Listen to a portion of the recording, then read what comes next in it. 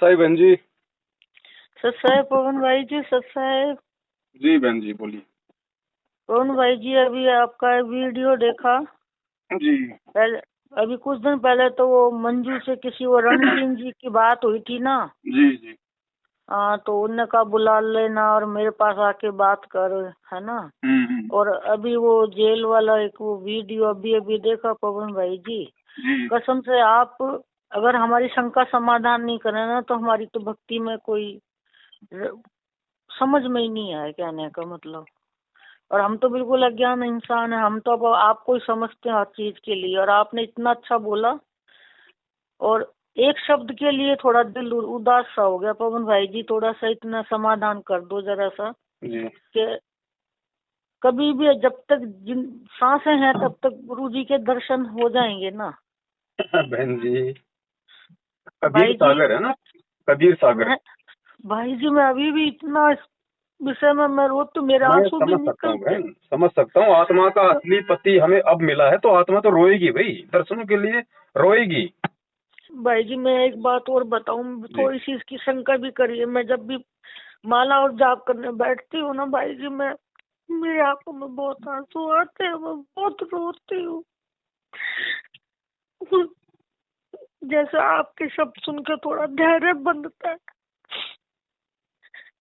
चिंता ना करो बहन, परमात्मा है ये तो। देखो बहन, अब हर जीव को कोई भी बात एक ही तरह से समझ में नहीं आती है, इसलिए परमात्मा अपनी आत्माओं में निमित्त करके ना कभी प्यार से भी समझवा देते हैं, कभी थोड़ा सा आक्रोशित होके भी समझवा देते हैं। और ये भाई जी मैं यूँ पूछना चाहती हूँ, आपको तो काफी इसका ज्ञान है, हमें तो बिल्कुल भी नहीं है। मेरे आंखों में आंसू क्यों आते हैं जब मैं जाप करती हूँ बहन जी, गौतम आपका का। प्रेम है परमात्मा के प्रति, ये आपके अच्छे भक्ति संस्कार हैं। आप अच्छी आत्मा हो परमात्मा की। ये तो मालिक ने बताया कि ये तो सबके आने चाहिए, और जब तक नहीं आएंगे तब तक समझो परमात्मा में अभी आपका वो प्रेम नहीं बढ़ा। मेरे को तो दिन और रात लग रहा है भाई जी, आपसे बात भी कर लेती हूँ ना तो थोड़ा सा समाधान समझ में आता नहीं। बाकी मैं तो बहुत ज्ञान हूँ इस बहन जी, मामले बात में। कुछ नहीं है। हमारी तो केवल इतनी कोशिश है सत्सेवकों की कि जितनी संगत इन काल एजेंटों के झांसे से निकल जाए उतना अच्छा है। बाकी परमात्मा तो परमात्मा भाई, वो तो समय पे आएगा। उसका वचन फैल नहीं हो सकता। कबीर सागर फैल हो सकता है, लेकिन हमारे गुरुजी ने जो वचन बोल दिए अपने सत्संगों में वो फैल नहीं हो सकते बहन। भाई जी इन्होंने ये टीवी पे ही बंद करवा दिया है ना बहन जी, प्रोग्राम ये वगैरह। सब धार्मिक धंधा चल रहा था, आपस में इनमें फूट पड़ गई भयंकर। पैसा कोई किसी को दे नहीं रहा। राजस्थान वाला राजस्थान में खा रहा है, अपनी प्रॉपर्टी लेके पटक रहा है। एमपी वाला एमपी में अपना खा रहा है, ले रहा है। आगे कोई पैसा दे नहीं रहा। सबको पता है आगे भी तो पैसा बर्बाद होना है। महेंद्र कौन सा उस पैसे का धार्मिक भंडारा करेगा? वो भी तो खा रहा है, अपनी प्रॉपर्टी बना रहा है। मुझे समझ में नहीं आता पवन भाई जी, इनको दौलत इतनी प्यारी क्यों लगती है, समझ में नहीं आती है बहन बात। जी, अगर ये समझ में आ जाता तो युगों युगों से अपन यहाँ क्यों भटकते रहते? ये काल का यही तो सबसे बड़ा जाल है। काल इतनी आसानी से जाने देगा क्या बहन? नहीं जाने देगा। हर संभव कोशिश करेगा। अभी तो देखना अब क्या क्या ड्रामे करेगा, देखते जाओ आप। पवन भाई जी आप जैसे भी देखो इंसान है, आप पे कितने वो लगाते हैं ये लोग। क्या है कि जगत और भगत की तो बनती नहीं है, तो जगत वाले भी नहीं लगते, तो गुंडे हैं एक तरह से देखा जाए। गुंडे में भी थोड़ी बहुत रहम दया इंसानियत मानवता होती है, इनमें नहीं है इनमें नहीं है। ये। और इनकी बेटी में भी लैंग्वेज है। उस दिन सुनी थी वो रणजीत से बात कर रही थी, फिर वो उन्होंने कहा तू आ जा या मैं आ जाऊं, है ना। तो फिर शक पका गई, क्योंकि चोर तो डरता है ना पवन भाई जी, जी समझे नहीं। बहन जी, बस इनका सत्यानाश होना बाकी है। ये परमात्मा का वचन है, और ये भक्ति मार्ग 1000 साल ऐसे थोड़ी चलेगा। 1000 साल के लिए परमात्मा तैयार करके जाएंगे ना, तो ये परिवारवाद और वंशवाद को जड़ से खत्म करके जाएंगे, और ये उसी की प्रोसीजर हो रही है। खत्म सही होना है है। इनको।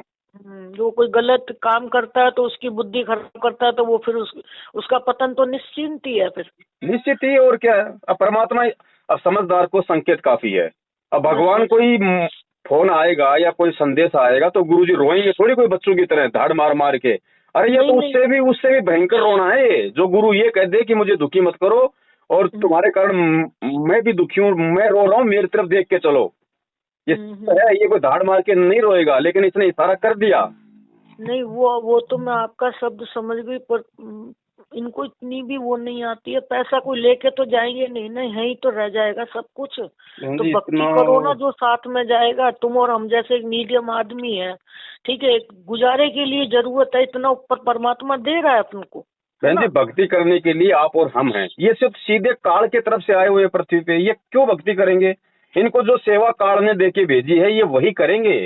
इसी चीज को तो संगत ने समझना है। ये लोग नहीं समझ सकते, जब तक ये लोग नहीं मिटेंगे तब तक ये खात्मा नहीं हो सकता बहन। ये लोग समझ नहीं सकते ज्ञान से, इनके अंदर ज्ञान समाएगा नहीं। बिल्कुल सही है, क्योंकि स्पेशली काल ने इनको भेजा ही इस सेवा के लिए। परंतु क्या है कि परमात्मा ने आपको निमित्त बना के भेज दिया ना, हम जैसे अज्ञानियों के लिए तो। नहीं तो हम तो कुछ जैसे आपसे एक धीरज बनता है हमारे को, और ज्ञान भी मतलब गुरु जी के द्वारा, आप द्वारा निमित्त से हमको मिलता है ना। बाकी हमारे को तो अभी तो हम नए हैं, हमें तो पता भी ये पता नहीं होता, पहले पता होता तो मैं तो। अब पवन जी आप ही निमित्त ही हो, समझ लो, गुरु जी का आधार बना के आप ही समझा रहे हो, तो हम समझ रहे हैं कहने का मतलब। हम तो कुछ जानते ही नहीं, ठीक है। पर मैं पवन जी ये कहना चाहती हूँ, जब भी मैं माला करती हूँ मेरे तीनों टाइम ऐसी ललक रहती है, तो मेरी आंख में कुदरती माला लेते ही जाप करते करते खूब आंसू पड़ते हैं। बहन जी परमात्मा घर पे आके ना, घर पे आके आशीर्वाद दे जाएगा, घर पे आके दर्शन दे जाएगा। जो भी आगे का नाम है परमात्मा घर पे आके देके जाएगा। ये मालिक है, ये शब्द स्वरूपी है। ये दे तो खाली दिखाई दे रही है बहन जी। ये भक्ति विश्वास की है बहन। विश्वास तो मेरे को इतना है कि मेरी जान चली जाए, मेरी आखिरी सांस भी यही बोलेगी और आगे तक बोलती रहेगी, इतना मतलब वो है। बस तो बहन यही चाहिए परमात्मा को। बाकी जो अपने जैसी दुष्टता करता रहेगा वो अपना भोगेगा समय आने पे। ठीक है, बताना समझाना हमारा फर्ज है भाई, हम बताएंगे संगत को, हमारे भाई बहन है। हालांकि संगत हमें कुछ देने वाली नहीं है और ना हमें संगत का कुछ चाहिए, लेकिन हम अपने गुरु के प्रति अपना शिष्य धर्म निभा रहे। कल को गुरु ये ना कह दे कि नालायक इंसान, जब तेरे को सारी बातों का मालूम था, सच्चाई का पता था, चुपचाप हाथ में चूड़ियां बैठ के कायर बन के छक्का बन के अपने घर में क्यों बैठ गया तू?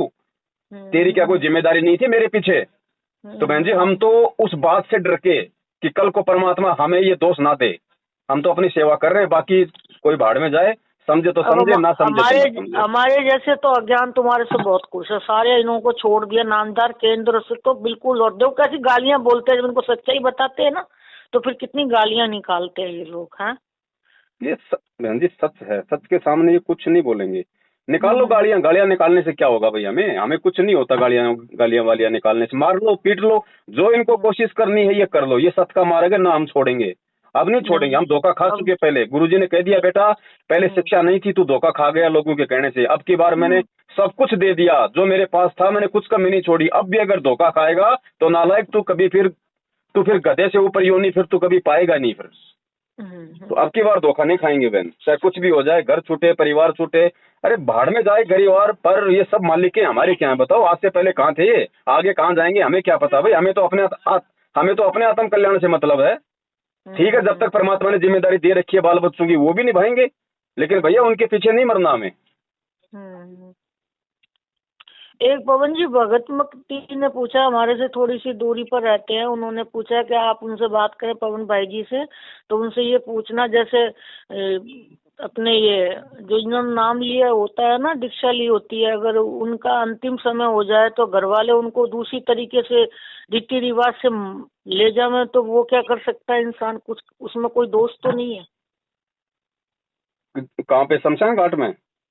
जैसे समझ लो मेरी ही डेथ हो गई जी, मेरे यहाँ पे किसी ने नाम नहीं लिया, मैं बता रही हूँ आपको। तो अब मैं तो उनको कह सकती हूँ और वो अपनी उसी हिसाब से मेरा ऐसे कर दे, तो उसमें मेरे को दोष लगेगा? ना, उसमें कोई कुछ नहीं है। वो आप जैसे आपने शरीर छोड़ दिया, शरीर छोड़ने के बाद वो चाहे जो मर्जी पंडित बुलाएं, चाहे काजी बुलाएं, चाहे कुछ भी करें, उसमें हमें क्या लेना देना? तो मैं किसी का करूंगी नहीं। बाकी मेरे साथ जो करें तो उसमें मेरे को तो दोष नहीं लगा, मेरी भक्ति तो खराब नहीं होगी। आत्मा निकलने के बाद में शरीर का कुछ भी करो, फिर आत्मा को कोई दोष नहीं है, वो करने वालों को दोष लगता रहेगा। आत्मा तो परमात्मा के साथ ही चली जाएगी, आत्मा का कोई मेरे शरीर का कुछ भी करें ये बिल्कुल। और अभी ऐसी चिंता ना करो बहन, अभी ऐसी चिंता ना करो। अभी परमात्मा धरती पे है, आपकी आंखों के सामने परमात्मा आपके बच्चों को लाइन में लाके दिखा देगा।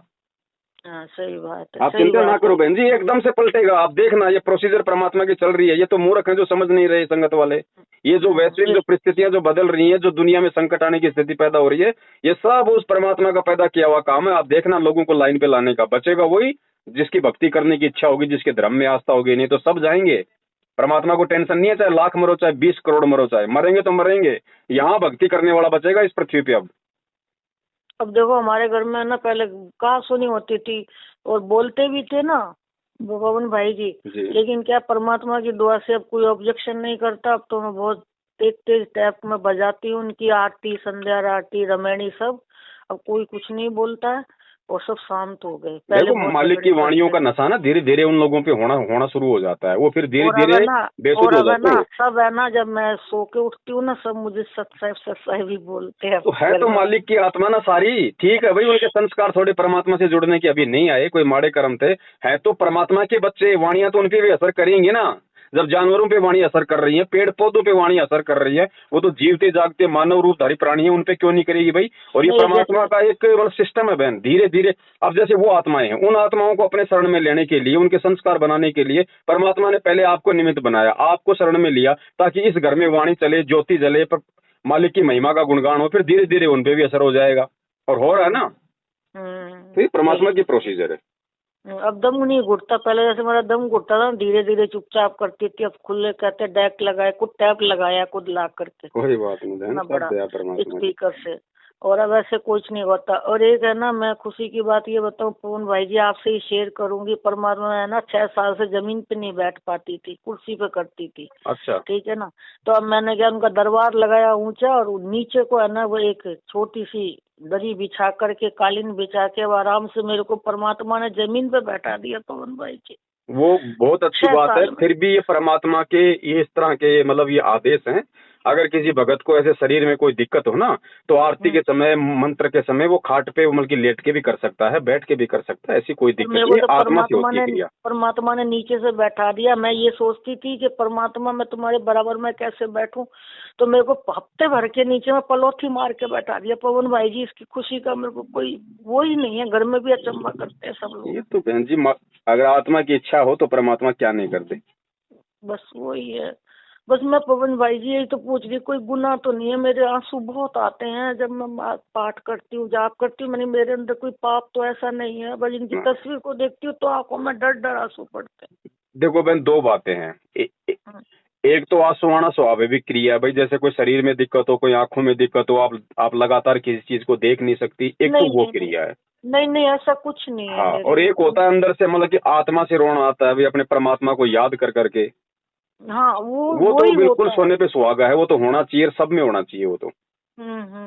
ये तो गुरुजी ने बोल रखा है, वो तो सब में होना चाहिए। एक भगत कह रहा था, बोले गुरुजी, बोले मैंने क्या नाम ले लिया, बोले जब भी आरती मंत्र करता हूँ मैं तो बोले रोना आता है। बोलो अरे, तो बोले नालायक, इससे अब अच्छा और क्या चाहिए। मैं तो चाहता हूँ कि मेरे सब भगत रोएं, बोलो इस तरीके से।